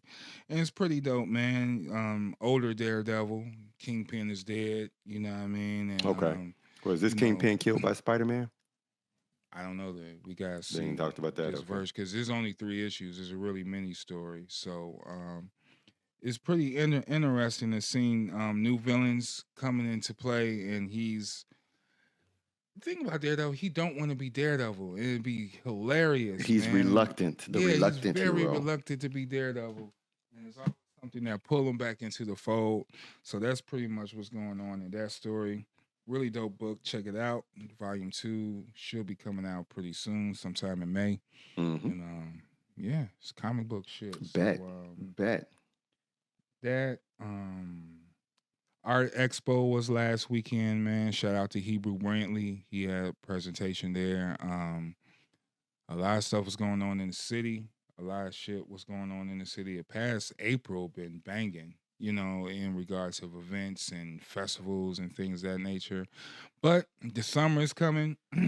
I did share that article with how the Hyde Park Fest, you know what I mean? Some of the people in there, you know, the money is funny, you know, when it comes to these festivals and shit like that and throwing these events, you know, so. Well, the remaining festivals all talked about the fact that it's the fans. The fans are at fault because the fans are not putting any donations in, even though they're asked to put donations at the door. Right. It's city land, so they're not allowed to charge you to go in, but they're saying donate some money. Right. And people ain't donating no money, so then that means that these vendors who are responsible for these events have to foot the bill. And they're bringing fans, you know, they bringing the artists in, they doing stage setup, they gotta have security, they gotta build the whole arena, like meaning they gotta put the fences up, and then they gotta do all the cleanup afterwards. You know what I'm saying? And it's like, you know, throw some money when you walk in there. Man. That's a concert, tickets for a concert, you would go pay $500 for a fucking Beyonce ticket. Yep, and won't put $5 into a won't donation. Put you know what I'm saying? Like, come on. You know, so and this is why, you know, it's important to respect. If you participate in a culture, respect it. And contribute to the success and the sustainability of that culture. If you wanted to keep going, because now since everything's shut down and not happening, you're gonna have a little dry little summer, you know. And then you're gonna be mad. Ain't nothing going on. Well, how did you sustain the things that were going on when they were going on? As adults, you know, were you a leech? Enjoy something, you pay for it. You know, you enjoy it. Look at Sinners. Haven't been in the movie theater in a minute, but I went. You went to see that IMAX screen. And you got to support these movies. Yeah, you know, just like you got to support these concerts. You got to support these festivals. Mm-hmm. You know, imagine being able to go into C2E2 for free. Right. You going to the Comic-Con for free, and then you sitting there going to the panel where they got Peter Weller, and they got whomever, and you didn't pay to get in. Right. So then, who paying for all that? Who paying for all of this? And why should they be paying for that just for you to come in for free? Exactly. Why should someone make all this music, make this film for you to watch it for free or listen to it for free? Yeah. You know, we got to really think about where we're going with, you know, the demand for the product without the desire to support the product or the person who produced the product. Mm-hmm. Can't love the product and not support the producer. Exactly. You can't. And even if you got in for free, spend your money, you know, still support in sort of ways where, you know, you put a forth of effort into this shit. You know what I mean? Like, you shouldn't be getting in for free, but if you do, put in the money, put in some work, you know, and make sure that the presence and the experience is well known and felt, because you want this shit to continue. So you scratching your head in the next year, be like, oh, well, it's not happening. Or they cut the stage of this show, or, you know, they cutting the stages of this performance. Pitchfork down to two stages. Yeah, down to 2 stages now, you know. And even South by Southwest is cutting out stages. Yeah, they shortening their their lineups. And, yeah, man. It's just every culture has an economy. Yep. Yeah. And economics is what makes the world go round. Economics is equality, the medium of exchange. So. Support. So participate, man. So super shout out. Speaking of support, super shout out to the Midwest Desk. We had a very lovely session for the past weekend too. We've been grinding and working. You guys are flies on the wall. You know, some of y'all seen this shit, some of y'all not. But when you get a chance to, it's very cultivating to see us get together with these groups of creatives and put together work, you know. Shout out to Midwest Desk. Shout out to Silas, Yoda, you know, Scrubs. Shout out to 70s. You know, it's a minute when you hear a motherfucker asking to freestyle and really about it. Like, yo, we freestyling to what? It's like, yeah, okay, let's get these bars. Let's go and get this exercise in. You know what I mean? So shout out to them. Shout out to Taiwan. You know what I mean? Shout out to Fly Nerd Empire in general, you know. So more to come, more to serve, you know, and more shit to do, man. More shit to conquer, you know. And that's just the Fly Nerd way right now, man. So yeah, let's wrap it up. Any last words you gotta say? No, man. I think that the things that are coming in the coming months, just keep your ears to the street. Yeah, shout out to Southside Radio. Shout out to Southside Radio Live, yeah. Pam and AJ. Yeah, Pam and AJ. Shout out to Miyagi Records. Yeah, shout out to I want to just give a shout out to Mike Terra. Shout out to Mike Terra. Yeah, shout out to Mike Terra. Shout out to Ty. Shout out to the 70s. Raw Office. Yeah. Shout out to Shout out to Yoda. Shout out to Necrobats. Yeah. Shout out to everybody. Shout out to the whole shot. Hey, shout out to IMG, Intel Music Group. Sean Rocker, Most Definite, the whole crew. They out here making moves. They got a lot of events. This is they really start popping off when it start warming up. They be working. They be everywhere. Yeah, they be everywhere. So I've been posting a lot of the events that they're hosting and that they're participating in on my socials. Mm-hmm. So get in tune with Intel Music Group and you know, pay attention. Shout out to Corey Green. Shout out to Chauncey. Shout out to everybody, man. Sean, K-Max, what up? K-Max outside. Yeah, shout out to the villain. Yeah. Hey, you know, He be outside, yo. It's just insane. He was at the Denzel Curry show. That motherfucker be everywhere. Yeah, he be everywhere. It's like I'm starting to think that if anybody is a clone, or there might be like Maxie is the twins from off of multiple man. Yeah, man. It's like, hey, how are you everywhere? These motherfuckers is on 2 different areas of the city.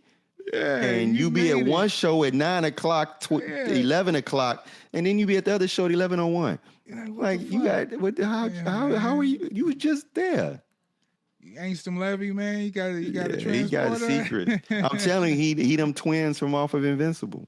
Yeah. It's always 2 of them. That's Maxie. And sometimes if you think about it, when you be talking to him, sometimes you're not sure which Maxie you talking to. That's true. If you really think about it. Versions of Maxie.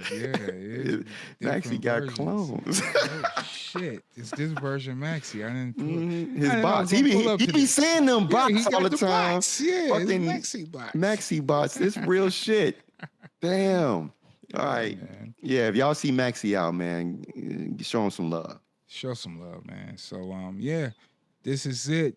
Thanks for tuning in. Thanks for tuning out. We are the Fly Nerd Group, and this is WFNG Fly Nerd Radio. Peace, y'all. Have a great day. Peace. What you see is what you get. WFNG. Fly nerds. You see it and say it. Yeah, you see black excellence and intelligence we now combine. Fly nerds on the verge of connecting the minds. North, south, east, west over digital lines. Catalogs of the culture inside. Seen it with our own eyes. We done been through the trends and phases. The names and the legacy, the changing faces. We can't talk shop, only dealing the truth. You tuning in to the Fly Nerd Group, so let the peoples in. Yeah. WFNG. FNG. Fly Nerd Radio. Yeah, so let the people in. WFNG. Fly Nerd Radio.